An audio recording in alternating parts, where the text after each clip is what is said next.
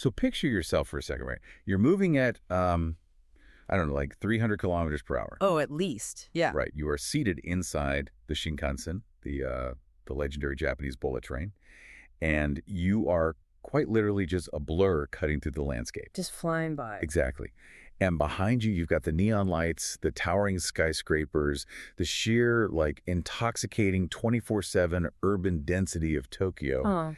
And it's all just fading into the distance. It's an intense city to leave behind, honestly. It really is. And then ahead of you, you're racing toward the historic intensity of Kyoto, right? Yeah. A city that's just packed with golden pavilions and ancient temples and just centuries of imperial history. Right, the cultural heart of the country. Yeah. So your itinerary is entirely stacked. Your pedometer is probably already crying for mercy at this point. Oh, absolutely. You're easily doing, what, 20,000 steps a day? Oh, easy. At minimum. Yeah. I mean, you are executing the ultimate East Asian megacity tour. But what if right in the middle of this high-speed, high-intensity transit between two of the most famous cities on Earth, you simply, well, stopped? Just hit the brakes. Yeah. Like, what if you traded the concrete and the neon and the endless crowds for ancient forests, sulfur vents, and the looming silent presence of a sacred mountain? See, that is a profound shift, like psychologically and physically, because you are stepping out of this slipstream of constant modern stimulation, and you're dropping yourself directly into an environment that operates on an entirely different time scale. A completely different world, basically. Exactly. You are trading the frantic pace of human engineering for the slow, deep rhythms of geology, right? And just absolute stillness. And that tension, that incredible contrast, is exactly what we're focusing on today in this deep dive. Because we are looking at this incredibly comprehensive travel dossier put together by Yvon Jr. Blanchette from ARA Voyages. Yeah, and this dossier is fascinating. It really is. He's a travel advisor who specializes in East Asia. And, his data argues that skipping the Fuji-Hakone region isn't just like a missed photo opportunity. It's actually a fundamental misunderstanding of how to experience Japan. I completely agree with that assessment. It's a vital conversation for anyone planning a trip over there. Right. So we're going to unpack the realities of chasing that perfect mountain view, how to traverse volcanic valleys, and why the secret to avoiding travel burnout lies in, well, understanding the deep geological power of this specific landscape. Because the instinct for most travelers, is to treat Mount Fuji as a checklist item. Oh, totally. Like saw it from the train, check. Right. You look out the train window, you snap a blurry photo with your smartphone, and you feel like, okay, I've seen it, moving on. Yeah. But what we're going to explore today is why that sort of superficial engagement completely misses the point. To truly understand this region, we have to look at the mechanisms, both natural and cultural, that make it so unique. Okay, so let's unpack this.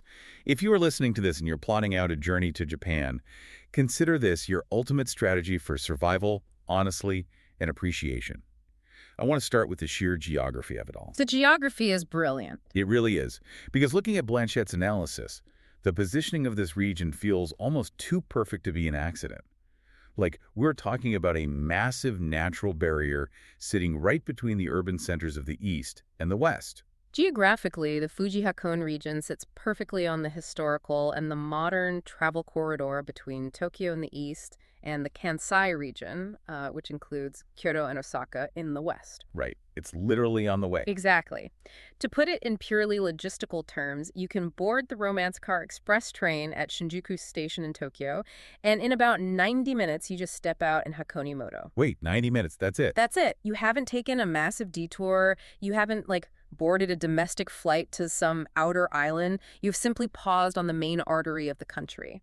Okay, but I want to push back on this for a second, just because I know how travelers think, right? Sure. If I only have, say, 10 or 14 days in Japan, my brain is screaming at me to maximize every single second. Like, I want the robotics cafes in Akihata, and I want the geisha districts in John. Of course, FOMO is real. Right. So why should I sacrifice 2 whole days of my carefully planned itinerary just to go look at some trees and a mountain? Because your central nervous system simply cannot handle an uninterrupted diet of Tokyo and Kyoto without a massive physiological crash. Well, yeah. Okay. Seriously. What's fascinating here is how the dossier frames the cognitive load of navigating Japan's cities. Like, Tokyo and Osaka are extraordinary, obviously, but they are environments of extreme sensory saturation. Yeah, that makes sense. Think about what happens to your brain when you are navigating the Shinjuku train station, right? Which handles literally millions of people a day. It's basically a small city indoors. Right. You're processing endless auditory signals, you're interpreting complex transit maps in a foreign language, dodging thousands of pedestrians, and just absorbing constant visual stimulation from digital billboards. Your brain has to be on fire. It is. Your brain is operating in a state of high alert, high-frequency processing. You're basically running a marathon with your visual cortex. That is a perfect way to describe it precisely. Yeah. And Kyoto, while it lacks the neon and the crazy billboards, it demands a different kind of intensity. How so? It's historically and culturally dense. You are actively trying to comprehend the centuries of imperial history, intricate temple architecture, and, strict social etiquette. Right, you're trying to be respectful and not mess up. Exactly. By day 5 of this kind of travel, a phenomenon occurs that psychologists actually call directed attention fatigue. Directed attention fatigue. Yeah. Your brain's inhibitory attention system gets completely depleted. You become irritable, exhausted, and honestly incapable of actually appreciating the things you traveled thousands of miles to see. Oh, man. I've totally been there, where you're looking at a beautiful temple and you're just like, when can I sit down? Exactly. We've all been there. So stopping in Hakone isn't just about looking at pretty scenery. It's functional. Like it's a mechanical necessity for your trip. It is entirely functional. The Fuji-Hakone region forces a physiological reset. Okay. The environment demands nothing of your directed attention. The pace drops entirely. You are transitioning from an environment built by humanity to one dictated entirely by nature. I love that. When you step off that train, the air pressure is slightly different, the ambient noise drops from a roar to just a whisper, and your parasympathetic nervous system. That's the rest and digest one, right? Yes, the part of your body responsible for the rest and digest response, it finally gets permission to take over. That is fascinating. It reminds me of the structure of a really intense workout. Oh, interesting. How so? Well, Tokyo and Osaka are your high-intensity interval training, right? Yeah. You're sprinting, your heart rate is maxed out, and you're just flooding your system with adrenaline. Right. But if you just stop and walk away after that sprint, your muscles seize up. You wake up the next day paralyzed by soreness. You have to cool down. Exactly. Yeah. Hakone is the mandatory deep cool-down stretch. It's where you drop the heart rate, clear the lactic acid from your muscles, and allow your body to actually synthesize the work you just did. I love that analogy. Yeah, because if you skip Hakone, you risk waking up halfway through your vacation completely paralyzed by travel burnout. That is a highly accurate mechanical comparison. Yeah. And it sets the stage perfectly for what you encounter once you actually allow yourself to slow down. Okay, so you step off the train. Right. You step into the stillness, but the landscape is utterly dominated by something that demands your attention in a completely different way. Mount Fuji. Mount Fuji. Right. Let's talk about the mountain itself. Because let's be honest, we have all seen a million images of Mount Fuji. It's on the back of the 1,000 yen bill, it's on water bottles, it's on those vintage travel posters, It's ubiquitous. Yeah, it might be the most widely recognized geological feature on the planet. And yet, Blanchette's notes explicitly argue that a photograph completely fails to capture the reality of the mountain. Why is that? Like, what is it about the physical presence of Mount Fuji that a high-res photo fundamentally misses? To understand that, we really have to look at the mechanics of its formation and its incredible scale. Okay. A photograph inherently flattens its subject, right? It confines it to a two-dimensional frame. But Mount Fuji is a stratovolcano rising 3,776 meters, essentially straight up from sea level. And we should probably clarify what a stratovolcano actually is, because honestly, that word sounds intimidating. Oh, it should sound intimidating. A stratovolcano, which is also known as a composite volcano, is built up by many layers, or strata, of hardened lava, tephra, pumice, and volcanic ash. So it's literally just built on top of its own violent explosions. Exactly. And unlike shield volcanoes, which are broad and relatively flat, stratovolcanoes are characterized by a steep profile and periodic explosive eruptions. Yeah, and Mount Fuji sits exactly on this geological anomaly called a triple junction. What's a triple junction? It's where the Amurian plate, the Okhotsk plate, and the Philippine Sea plate all just grind together beneath the Earth's crust. Oh my God. So the sheer mass of it is literally the result of tectonic plates crushing against each other. Yes. And because it stands entirely alone, like it's not part of a sweeping, elevated mountain range like the Rockies or the It's Alps. just a lone giant. Exactly. It possesses this isolated, commanding visual gravity. When you stand in the Fuji Five Lakes region, the mountain dictates the very atmosphere around you. Anyway, It alters the light. Its massive physical bulk actually forces weather systems to break around it, creating its own microclimates. that is insane. Right. You feel the scale of it in your peripheral vision, and you feel the immense geological weight of it anchoring the horizon. A photograph cannot replicate the sensation of standing next to 3 vertical kilometers of rock that is actively interacting with the stratosphere. That makes a lot of sense. Hmm. It's kind of like the difference between looking at a picture of a thunderstorm on your phone and actually feeling the barometric pressure drop in your chest right before the rain starts. Oh, that's spot on. The physical space it occupies changes your own physical reality. And that physical reality has shaped the cultural consciousness of Japan for millennia. Yeah. Absolutely. Long before it was a tourist destination, Mount Fuji was an object of profound worship. Like in Shintoism. Yes. In the indigenous Shinto religion, natural features of awe-inspiring beauty or power are believed to be inhabited by kami, or divine spirits. And Fuji is definitely awe-inspiring. Right, and the perfect symmetry of Mount Fuji's cone was seen as a literal manifestation of the divine. There were pilgrims known as Fujiko who would purify themselves in the surrounding lakes before ascending the mountain as an act of religious devotion. Which brings us to a really interesting point about how we interact with the mountain today. Because the dossier highlights a very specific, quietly spectacular way to experience the scale without ever setting foot on the slope. Yes, the reflections. Yeah, they point to Lake Kawaguchi, which is one of the lakes formed by ancient lava flows damming up local rivers. Right. For centuries, artists and poets have sought out the reflection of Mount Fuji on the still surface of those surrounding lakes. Like Hokusai. Exactly. The most famous visual representation of this obsession is Katsushika Hokusai's series of woodblock prints, 36 views of Mount Fuji. Hokusai understood that the mountain is never just one thing, right? It's constantly shifting based on the viewer's perspective, the season, the weather. So picture this. You're listening to this, and you are standing on the northern shore of Lake Kawaguchi. Okay. It's dawn. The air is absolutely freezing. The sun is just starting to crest the horizon. And because the daytime thermal winds haven't started yet, the surface of the lake is like a sheet of black glass. Beautiful. And as the light hits the snow-capped peak of the volcano, that perfectly symmetrical cone is mirrored flawlessly in the water below. You get a double vision of the mountain. Yeah, that phenomenon is known as Diamond Fuji or Double Fuji, depending on the specific alignment of the sun. Wow. Experiencing it requires absolute stillness from the environment and patience from the observer. You are watching a delicate, temporary interaction between solid rock, fluid water, and solar light. It's the ultimate manifestation of the serenity we discussed It earlier. really is. But, of course, human nature is complicated. Oh, always. Right. For a large segment of the population, standing by a serene lake and admiring the visual geometry of a volcano is simply not enough. You want to climb it. They want to climb it. They look at a 3,776-meter peak, and their immediate visceral reaction is, I have to conquer that. Which is an understandable human impulse, but But the data we are looking at issues a very stark reality check for anyone with that impulse. it absolutely does. Because the gap between the romantic idea of climbing Mount Fuji and the physical reality of actually doing it is massive. So walk me through that. Well, first, we have to look at the strictly regulated timeline. You cannot simply arrive in May, feel inspired, and just start hiking. You can't. No. The official climbing season is incredibly brief. It runs only from early July to early September. Wait, just a 2-month window. Yeah. That seems incredibly restrictive for one of the most famous mountains in the world. It is entirely necessary for safety.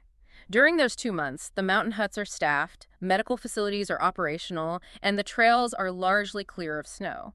And outside of that window. Outside of that window, the upper trails are subjected to extreme sub-zero temperatures, violent winds, and ice. The mountain is officially closed to anyone without expert technical mountaineering experience and specialized gear. It's a hard pass for tourists. Okay, so let's assume someone goes during the official window. Let's say it's August. Mm-hmm. What are the actual mechanics of the climb? Because I think people hear the word trail and they imagine like a slightly strenuous walk in the woods. That is a dangerous misconception. The most commonly used route is the Yoshida Trail. Most climbers begin at the Fuji-Subaru Line 5th station, which sits at an elevation of roughly 2,300 meters. From there, the ascent to the summit takes anywhere from 5 to 7 hours of relentless vertical climbing. 5 to 7 hours.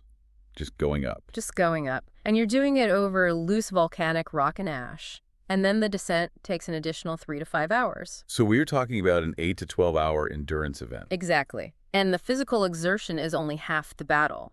The true adversary on Mount Fuji is the altitude. Right, because it's so tall. As you ascend past the 3,000-meter mark, the barometric pressure drops significantly. The air becomes thinner, meaning each breath delivers less oxygen to your bloodstream. This is where altitude sickness kicks in, right? Yes. And the mechanism of altitude sickness is unforgiving. Your body tries to compensate for the lack of oxygen by increasing your heart rate and your breathing rate. That sounds exhausting. It is. And if you ascend too quickly, fluid can actually begin to leak from your capillaries into your brain or lungs. Wait, really? That's terrifying. It is. It manifests as severe headaches, nausea, dizziness, and extreme fatigue. And here's the thing. No amount of general cardiovascular fitness can completely protect you from it. So even if you run marathons, you could still get it. Exactly. It is purely a function of how your individual physiology reacts to rapid pressure changes. So let me get this straight. You are exhausted, your head is pounding, you're breathing thin air, and you are basically walking on loose volcanic gravel. And we haven't even factored in the meteorology. Oh, no. Because a solitary peak of this magnitude generates its own weather. You can start your hike in sweltering 30 degrees Celsius heat at the base, and by the time you reach the summit crater, you are facing gale force winds and near freezing temperatures. Oh. A sudden cloud layer can drop visibility to 0 in minutes. It really hammers home the point that this is not just a casual outing. It requires preparation, respect for the elements, and, appropriate gear. You do not hike Mount Fuji in sneakers and a t-shirt. Please don't. But okay, having laid out all of those terrifying realities, the dossier also explains why thousands of people endure it every single year. The reward. The reward is profound. It's reaching the summit crater in the darkness of early morning, finding a spot among the jagged volcanic rocks, and waiting for the Garaiko. The Garaiko. Yes, the arrival of the light. Because you are above the cloud line, you actually watch the sun physically rise from beneath an ocean of clouds. Oh, wow. The sky transitions from pitch black to deep indigo to brilliant violet and finally to this blinding gold. You are standing on the highest point of land in the nation, watching the dawn of a new day break over the curvature of the earth. That sounds incredible. For those who are physically prepared, it is a transcendent, life-altering experience. It sounds magnificent. But I also deeply appreciate that this guide offers a very valid exit strategy for the rest of us. Yes, absolutely. Because I'm reading this and I'm thinking, I want to experience the mountain, but I absolutely do not want to endure a 12-hour hypoxic sufferfest in the freezing wind. And you don't have to. Right. The beautiful thing is, you don't have to. The dossier strongly advocates for the middle ground. They highlight the Fuji-Subaru Line 5th station as the perfect compromise. Remember, this station sits halfway up the mountain at 2,300 meters. And it's accessible by bus, right? It is fully accessible by bus from Tokyo or the surrounding towns. So you can literally just ride comfortably up into the clouds. You can, and from that elevation, even if you never walk a single step up the trail, you are deeply immersed in the mountain's environment. That's a great point. You're high enough to look down and see the surrounding lakes and forests spread out like a map. You can look up and see the terrifyingly steep incline of the summit looming right above you. So you still get the vibe. You experience the drop in temperature, the thinness of the air, and the rugged, barren nature of the volcanic rock. It provides a profound sense of the mountain's scale without demanding a physical toll that might just ruin the rest of your vacation. I think that is such a vital takeaway for anyone planning this trip. You don't have to conquer something to appreciate its power. Very true. But here is where the narrative of this region takes a massive pivot. Because the mountain itself, as imposing as it is really only half of the story. That's right. If you want to truly understand the geological forces at play here, you have to turn your back on the peak and descend into the chaotic, bubbling, sulfur-scented playground at its feet. Oh. We need to talk about Hakone. Hakone is geologically fascinating. It sits within the broader Fuji-Hakone National Park, but its landscape tells a very different story than the perfect cone of Mount Fuji. How so? Hakone is characterized by an incredibly diverse concentration of natural phenomena, all crammed into a relatively small geographical area. Yeah, looking at the list of features in this area is wild. Like you have Lake Ashi, this massive deep blue body of water. Right? You have Owakudani, which is a barren valley literally spewing volcanic gases. Yeah. You have ancient cedar forests, and then inexplicably you have world-class European art museums. It's quite the mix. Wait, I'm actually stuck on this transition. You're telling me I can go from a deeply serene, meditative lake view and then immediately take a cable car into a desolate, sulfur-choked wasteland and then go look at a Picasso. That is exactly what you can do. That sounds incredibly jarring. Like, why would you want to bounce between such wildly different extremes? Doesn't that ruin the peaceful mindset we were just talking about? It would seem jarring from a Western perspective, which often seeks uniformity and relaxation. Yeah, like going to a beach resort and it's just beach all day. Exactly. But from a Japanese aesthetic and philosophical standpoint, this contrast is exactly the point. It is deeply tied to the concept of wabi-sabi and the appreciation of nature's duality. Wabi-sabi, okay. To appreciate the stillness of the lake, you must understand the violent chaos that created it. Okay, walk me through how these things are connected geologically, because Lake Ashi isn't just a normal lake, right? Correct. Lake Ashi is a caldera lake. Caldera Lake. Hundreds of thousands of years ago, a massive volcano stood in this exact spot. During an incredibly violent eruption, the magma chamber beneath the volcano emptied out so rapidly that the mountain could no longer support its own weight. It just collapsed. The entire peak collapsed inward upon itself, creating a massive crater, or caldera, and over millennia, rainfall and natural springs filled that crater with water. So when you were sailing across the peaceful waters of Lake Ashi, looking at the floating red torii gate of the Hakone Shrine, you were literally floating directly above the epicenter of an ancient, catastrophic explosion. You are. It's wild to think about. And the violence of that system isn't dead, it's just venting elsewhere. Which brings us to Owakudani. The Great Boiling Valley. What a name. To get there, you take the Hakone Ropeway, suspending yourself in a gondola high above the earth. As you cross the ridge, the lush green forests simply vanish. Just gone. Gone. The landscape turns stark, barren, and stained with yellow and white minerals. Plumes of hot steam and hydrogen sulfide gas vent continuously from fissures in the rocky earth. You are looking directly at the active geothermal breath of the caldera. And this is where we have to talk about one of the most uniquely brilliant intersections of geology and human culture I have ever heard of. The Kurtamago, or the black eggs. Oh, yes. It is a perfect example of how local culture adapts to extreme environments. At Owakudani, workers take regular, raw chicken eggs and submerge them in pools of naturally boiling geothermal water to cook them. But they don't just hard boil, right? A literal chemical reaction takes place. They do. I looked into the mechanics of this because I was so geeking out over it. The geothermal water is incredibly rich in hydrogen sulfide and iron. Right. And when you drop the egg into this 80 degrees Celsius pool, the hydrogen sulfide reacts with the iron present in the porous eggshell, creating iron sulfide. Exactly. This chemical compound stains the entire shell pitch black. So you aren't just dyeing an egg, you are letting the active chemistry of the volcano fundamentally alter your food. It's amazing. And the local lore elevates the chemistry into mythology. Tradition states that consuming just one of these black eggs will add 7 years to your lifespan. 7 years. 7 years. It is a powerful psychological ritual, really, consuming the energy of the earth to sustain your own life. I love that. So you have the serene water of the Caldera Lake, the violent geothermal venting of the valley, and then the dossier introduces a third completely unexpected element to the Hakone experience, the Hakone Open Air Museum. Which serves as the human counterpoint to all this natural drama. The museum is a sprawling 5-acre, meticulously landscaped park set right into the mountainside. Okay. It features one of the finest outdoor sculpture collections in the world, actually, including over 300 works by Picasso, as well as monumental pieces by Rodin and Henry Moore. But why here? Like, why put modern European sculpture halfway up a Japanese volcano? It seems so random. It's because of the juxtaposition. In a traditional indoor museum, art is isolated from the world in a sterile white box, right? Right. Totally controlled lighting, climate, everything. Exactly. Here, the art is forced into a dialogue with the environment. A bronze sculpture by Henry Moore takes on a completely different emotional weight when the backdrop is a mist-shrouded mountain rather than a painted wall. Oh, I see. As the weather changes, as the light shifts, the art itself seems to change. It is a space where human creativity is juxtaposed against the raw, indifferent creative power of geology. Man, it really is a brilliant thematic journey.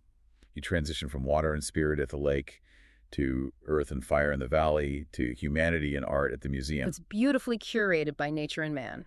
But logistically, stringing all of these different transit modes together, like a boat, a ropeway, a mountain train, that sounds like a massive headache for an independent traveler. It definitely could be. If I have to buy 6 different tickets in a language I don't speak, my stress levels are going right back up to Tokyo levels. Which is exactly why the dossier stresses the absolute necessity of the Hakone Free Pass, which is issued by the Odakyu Railway. The free pass. Yes. It is designed specifically to remove the friction of transit. So it acts like a skeleton key for the entire region. Essentially, yes. You purchase it once, and it grants you unlimited access to almost the entire transit network within Hakone. Oh, that's huge. It covers the romance car from Tokyo, the Hakone-Tozen Mountain Railway, which, by the way, is an engineering marvel that switchbacks its way up steep mountain grades. Cool. It covers the local buses, the ropeway over the sulfur vents, and the sightseeing cruise on Lake Ashi. So it transforms what could be a logistical nightmare into just a seamless, interconnected circuit. Exactly. You simply flash the pass and board. No fumbling for change. No trying to translate fare charts. Okay, so you have utilized your frictionless pass. You have sailed the caldera, smelled the sulfur, eaten the life-extending black egg, and admired the Picasso. The sun is starting to set. The best part of the day. Logically, the easiest thing to do right now is just hop back on that romance car, head back to the neon lights of Shinjuku, and sleep in your familiar Western-style hotel bed. It's only 90 minutes away. You could do that, yes. But the dossier we are studying draws a massive line in the sand here. Like, it essentially says that doing this as a day trip is a catastrophic mistake. It argues that a day trip gives you the scenery, but it completely robs you of the transformation. It's transformation. The fundamental purpose of visiting Hakone is not sightseeing. It is decompression. And you cannot deeply decompress in 8 hours while rushing to catch a return train. So what happens when the sun goes down? A profound atmospheric shift. By late afternoon, the massive tour buses depart. The day trippers funnel back onto the trains. The sightseeing boats drop anchor for the night. It gets quiet. The crowds vanish, and the immense heavy silence of the mountains reclaims the region. This is when the true Hakone experience begins, which is anchored entirely by the ryokan. And a ryokan is a traditional Japanese inn, but what does that actually mean mechanically? How is it different from checking into, like, a Marriott or a Hilton? It is an entirely different architectural and psychological paradigm. A Western hotel is designed to be a comfortable base camp from which you explore the outside world, right? Right, you just sleep there and leave. A ryokan is designed to be the destination itself. The architecture actively forces your nervous system to downshift. How so? Well, when you arrive, you do not just drop your bags, you remove your shoes at the entrance, signifying a physical and mental break from the outside world. You are stepping out of the dirt of the road and into a sanitized, controlled environment. Exactly. You are escorted to a room defined by minimalism. The floors are woven tatami mats, which smell faintly of sweet, dried grass and provide a really soft, tactile feedback beneath your bare feet. Sounds incredibly calming. There are no heavy armchairs or massive televisions dominating the space. And the very first thing you do is shed your travel clothes, the armor you've been wearing to navigate train stations and crowds, and put on a yukata, which is a lightweight cotton robe. I think the psychological impact of the yukata cannot be overstated. You are literally stripping away your identity as a rushing tourist. Yes. You are putting on a garment that physically restricts you from taking long, hurried strides. Like it forces you to move slower. It forces you into the rhythm of the inn. And once you are in your yukata, the ryokan experience brings the culture to you, starting with the culinary architecture of kaiseki. The multi-course dinner. I've always been fascinated by kaiseki. It's not just a meal. It feels like an edible philosophy. It truly is. It is a masterclass in the Japanese concept of shun, which refers to the exact moment when an ingredient is at its absolute peak flavor. Okay, so ultimate seasonality. Exactly. A kaiseki dinner is often served directly in your room by a dedicated attendant. Oh, nice. It consists of many small, meticulously composed dishes. You know, a clear soup to cleanse the palate, a sashimi course, a simmered dish, a grilled component. Every plate, every bowl is chosen to reflect the current season. So it changes constantly. Always. If it is autumn, you might find your food garnished with a perfectly placed crimson maple leaf. The chemistry of the food relies heavily on umami, deep, savory broths drawn from kelp and bonito. It demands your focus. Like, you can't just mindlessly eat a kaiseki dinner while scrolling on your phone. No, that would ruin it. You have to pay attention to the texture of the bamboo shoot or the temperature of the clear soup. It anchors your brain firmly in the present moment, which is exactly what you need after days of travel anxiety. Yes, it's very grounding. But as amazing as the architecture and the food are, the undeniable core of the Ryokan experience, the thing that utilizes the geological power we spent so much time discussing, is the onsen. The natural hot spring baths. Right. This is where the geology of the caldera directly interfaces with human physiology. Many of the premium ryokans in Hakone are built directly over natural geothermal vents. Wow. So the water is pumped straight from the earth into the bath. Straight from the source. And there is a specific type of bath that the dossier insists is the pinnacle of the experience. The Rotenborough. The outdoor bath. Yeah. The mechanics of the onsen are just a masterclass in physical therapy. The geothermal water is naturally heated, often sitting around 40 to 42 degrees Celsius. That's quite hot. It is. When you submerge your body in water that hot, a massive physiological reaction occurs. Vasodilation takes place. Okay, what does that mean? Your blood vessels widen, dramatically increasing blood flow and oxygen delivery to your fatigued muscles. So it basically flushes out the lactic acid you built up carrying your luggage through Tokyo. Exactly. Furthermore, the water is saturated with dissolved minerals from the volcanic rock. Sulfur, sodium, calcium, magnesium. Like a giant mineral supplement. Right. The hydrostatic pressure of the water compresses your muscles, reducing swelling in your joints, while the buoyancy relieves your skeletal system of the burden of gravity. Okay, now place that intense biological relief into the environment of a Rotenborough. It is nighttime. The ambient air temperature in the mountains is crisp, maybe even freezing. It gets very cold. You step outside, shivering, and slowly submerge yourself into this steaming, mineral-rich, boiling water. The contrast between the freezing air on your face and the intense heat wrapping around your body is intoxicating. It's an incredible sensation. You are surrounded by dark cedar forests. The only sound is the water spilling over the stone edge of the bath. You are literally letting the residual heat of a sleeping volcano melt the stress out of your nervous system. It is the ultimate manifestation of the region's power. Yeah. However, there is a very practical, highly critical cultural nuance regarding onsens that international travelers must navigate, and the dossier clearly outlines this. The issue of tattoos. The issue of tattoos. Right. This is a massive point of anxiety for a lot of people.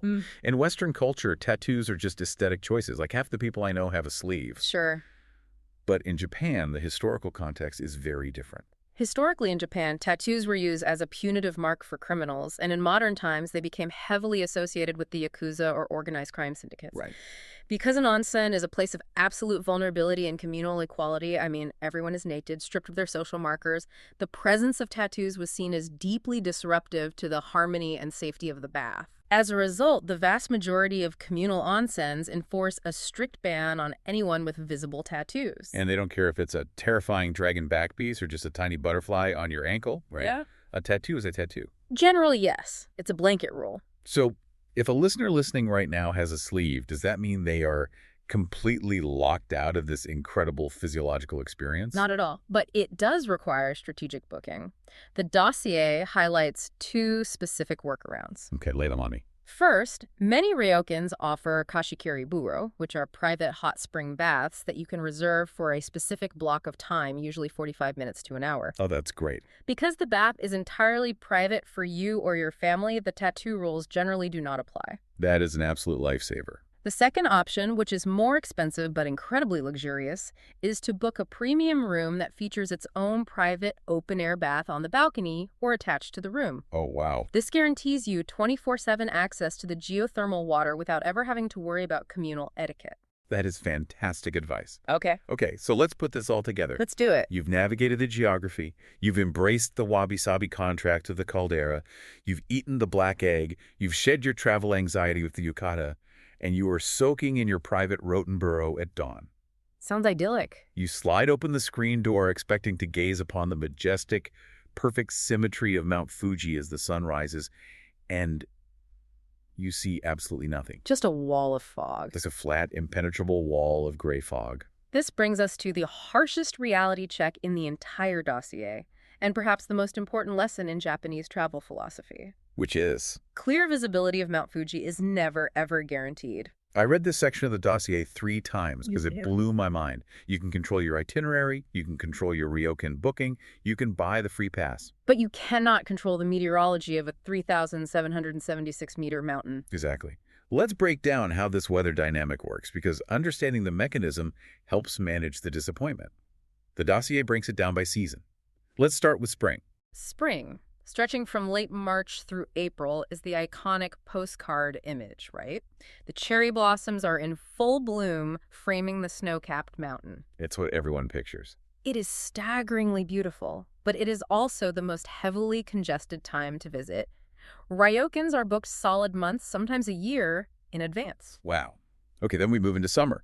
Now, logically, people think summer means sunshine and clear skies. Right. And summer is the only time you are legally allowed to climb the mountain. The forests in Hakone are incredibly lush and green, but there's a catch. A big one. From a meteorological standpoint, summer is the absolute worst time for visibility. Wait, why? If it's sunny and hot, shouldn't the sky be clear? It comes down to humidity and adiabatic cooling. Adiabatic cooling. Yes. During the Japanese summer, the air is saturated with moisture. The region acts like a giant thermal blanket. When the intense summer sun heats the damp earth, massive amounts of water vapor rise into the atmosphere. Okay, tracking. As this warm, moist air hits the immense cold slopes of Mount Fuji, it is forced upward. As it rises, it cools rapidly, and all that moisture condenses into thick, heavy clouds. So the mountain is literally generating its own cloaking device out of the summer heat. Exactly. It's a localized fog machine right at the base. The dossier explicitly warns that during July and August, Mount Fuji can be completely swallowed by this cloud cover for days, sometimes weeks, at a time. That is wild. You could stand at the edge of Lake Kawaguchi staring right at it and not see a single rock. It happens all the time. What about autumn? Autumn, from October through November, brings a shift. The humidity drops, the air turns crisp, and the thermal blanket lifts. On the colors. Oh, the autumn foliage, the brilliant reds of the Japanese maples and the vibrant golds of the ginkgo trees paints the landscape. Visibility improves drastically, making it another peak season for crowds. But then there's winter. Yeah. And this is where Blanchette's data reveals what I consider to be a massive, underrated travel hack. Oh, definitely a hack. If visiting in the summer is like throwing a wet blanket over the landscape, visiting in the winter is like turning on a massive, high-powered dehumidifier. Mechanically, that is exactly what happens. The freezing winter temperatures pull almost all the moisture out of the air. The humidity plummets. Which means no clouds. Exactly. Without the moisture to condense into clouds, the atmosphere becomes incredibly sharp and clear. Winter provides the most consistent, high-definition, unobstructed views of Mount Fuji of the entire year. The dehumidifier leaves nothing but a perfectly crisp lens between you and the peak. And think about the synergy of this. It all comes together. Winter means fewer tourist crowds, which lowers your stress. It means clear views of the mountain. And most importantly, think about the onsen. Oh, the onsen in winter is unbeatable. Soaking in boiling hot geothermal water is amazing anytime, but doing it when the ambient air temperature is below freezing. The contrast is exponentially sharper. The physiological relief is deeper. Winter represents the absolute pinnacle of the region's offerings, yet it remains underutilized by international travelers. It's so weird. But the overarching philosophical lesson the dossier imparts, regardless of the season you choose, is the necessity of letting go of expectations. Yes. You cannot tie the success of your vacation to the whims of atmospheric condensation. You really can't. If your entire goal in visiting Hakone is to get a perfect selfie with Mount Fuji, and it happens to be cloudy, you will feel like your trip was a failure. Which is a shame. But if you visit Hakone to experience the ryokan, to taste the intricate chemistry of the kaiseki dinner, to smell the sulfur at Owakudani, and to feel the thermal shock of the onsen, then the sudden parting of the clouds to reveal the mountain becomes a miraculous bonus rather than a pass or fail grade. It is the difference between traveling to consume an image and traveling to experience an environment. Perfectly said. So let's pull the lens back and look at the grand architecture of your Japan itinerary. The big picture. We've explored the geology, the physiology, the art, and the weather. The dossier proves that the Fuji-Hakone region isn't a detour, It is a structural necessity. Yeah. You depart the sensory overload of Tokyo. You allow the romance car to glide you into the mountains. You use the frictionless transit network to explore the caldera, acknowledging the violent history that shaped the lake and the valley. Shed your armor. Yes, you shed your armor, put on a yukata, and let the geothermal heat reset your nervous system. You recalibrate your baseline. Exactly. And the next day, you don't even have to backtrack to Tokyo. The transit corridor allows you to catch the Shinkansen heading west, seamlessly continuing your journey toward Kyoto, but you arrive there rested, focused, and capable of actually absorbing the history you're about to encounter. You have utilized the landscape to fix the damage caused by the megacity. It is a brilliantly engineered travel rhythm. But as we wrap up this exploration, I keep returning to a single underlying theme that seems to weave through everything we've discussed today. Well, the dossier paints this region as the ultimate symbol of Japanese stillness and peace. The serene lake, the quiet cedar forests, the silent snow on the symmetrical peak, the deep relaxation of the hot springs. But every single element of that stillness is built directly on top of immense catastrophic power. It is the defining paradox of the region. Mount Fuji last erupted in 1707, the Hoi eruption. It rained ash down on Edo, which is modern-day Tokyo, and permanently altered the topography of the mountain itself. Wow. The fires that drove that eruption are not dead. They are simply waiting, deep beneath the crust. So the exact same geological violence that blew the top off the ancient volcano to create Lake Ashi is the force that is currently boiling the water in your serene private ryokan bath. Precisely. The profound tranquility you experience in Hakone is not an absence of energy. It is an illusion of stillness, entirely dependent on the temporary slumber of a violent geological giant. You are sitting in the eye of a tectonic storm that operates on a timeline far longer than human history. You are literally bathing in the warmth of a sleeping giant. The stillness is just energy being held in perfect, fragile balance. Something to think about. Think about that the next time you are moving at 300 kilometers per hour on a bullet train, watching the blur of the concrete world go by. Sometimes, the most powerful thing you can do is just stop, step off the train, and feel the terrifying, beautiful weight of the earth beneath you. Thank you for joining us on this exploration. Until next time, take your time, respect the mountain, and enjoy the journey.